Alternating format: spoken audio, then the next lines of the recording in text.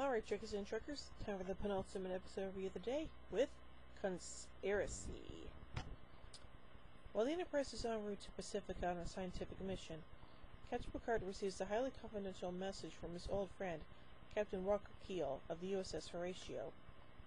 Keel refuses to discuss his concerns, even though the frequency he is using is supposed to be a secure channel, and insists on a face-to-face meeting. Once they arrive at Taligsby for the secret meeting, the crew discover that the Horatio and two other Federation ships are already present.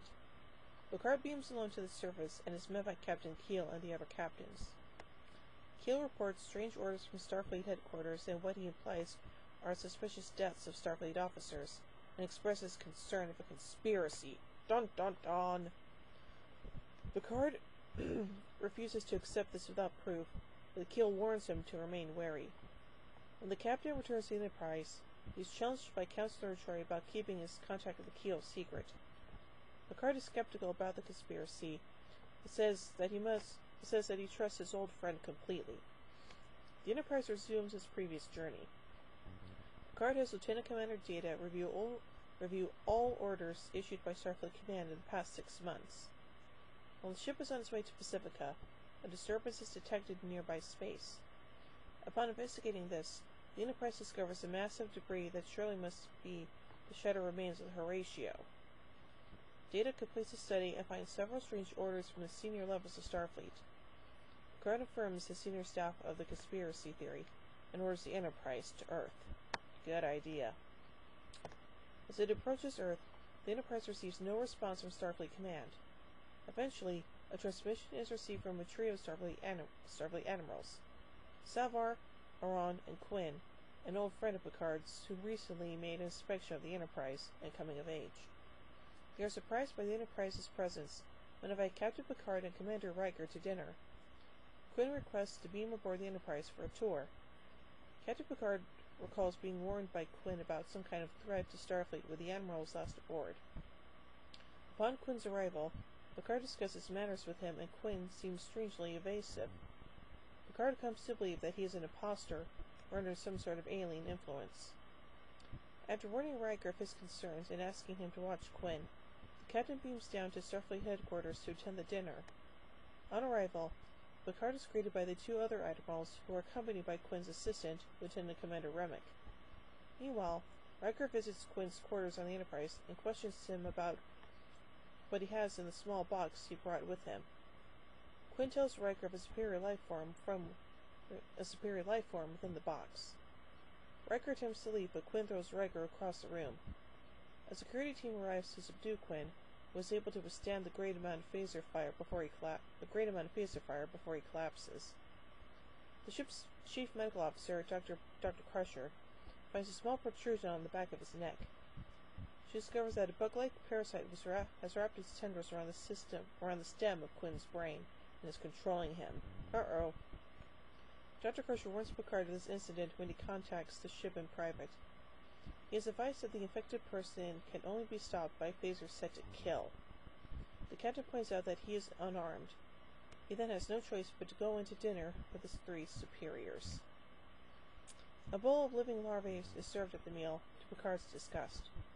He attempts to leave, only to find Riker blocking his way. The commander appears to be controlled by the parasite Quinn brought to the Enterprise. When the others see a prosthetic protrusion on the back of Riker's neck, he is accepted as one of them and allowed to dine. They reveal that the parasites are seeking to take over Starfleet, using humanoids as hosts. When he is about to put a handful of the larvae in his mouth, Riker suddenly produces a phaser and fires on one of the admirals. Picard picks up a fallen weapon, and the 2 Enterprise officers subdue the infected, causing parasites to leave the host and flee. One of the parasites scurries under a closed door, and Picard and Riker follow it. They find Remick ingesting the parasite to join several others inside him. Ugh. Picard and Riker fire upon Remick, destroying his body but freeing a giant parasite.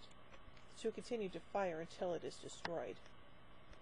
Later, Dr. Crusher reports that the other parasites, including the ones at Quinn, have shriveled up and died, as they were unable to survive without the mother creature that had been inhabiting Remick. As they help to send a matter to Starfleet headquarters, they find that before Remick was killed, he had sent a signal to a distant quadrant of the galaxy. The signal is thought to be a homing beacon. Dun dun dun. So yeah, it's kind of scary, huh? Anyway, let's look at some production limits here. Gene Roddenberry originated the idea for the episode in a single-sentence proposal entitled The Assassins. Robert Sabaroff expanded this idea to 30 pages, but his version was seen as too expensive. Tracy Torme was given the job of rewriting it, but some producers thought the new version was too dark until Roddenberry saw it and endorsed the new version. In one of the original versions, it was a faction within Starfleet who were conspirators rather than alien parasites, where Roddenberry did not like showing Starfleet itself in such a dark matter. Wired magazine has suggested that the premise was based on the Iran-Contra affair. Well, I don't know much about that. The director of the episode, Cliff Bole, was a school friend of makeup supervisor Michael Westmore.